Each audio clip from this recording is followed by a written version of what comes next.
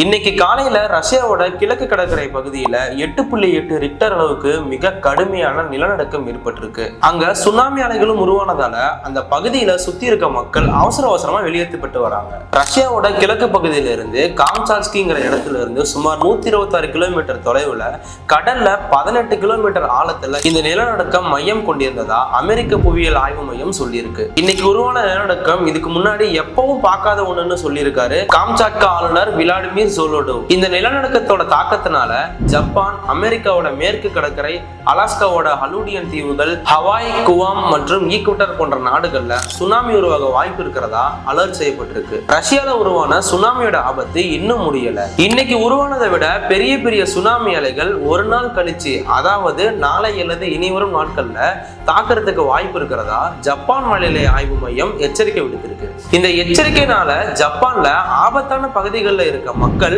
பாதுகாப்பான இடத்திற்கு நகர்த்தப்பட்டிருக்காங்க. ஜப்பான்ல சுமார் 19 லட்சம் பேர் பாதுகாப்பான உயரமான இடத்திற்கு அழைச்சிட்டு போயிருப்பதா அந்நாட்டு உள்ளூர் ஊடகங்கள் சொல்லியிருக்கு. இந்த செய்தி பத்தின உங்க கருத்தை கமெண்ட்ல சொல்லுங்க. இது போல உலக செய்திகளை தெரிஞ்சுக்க தெற்கின் குரல் பேஜை ஃபாலோ பண்ணிக்கோங்க.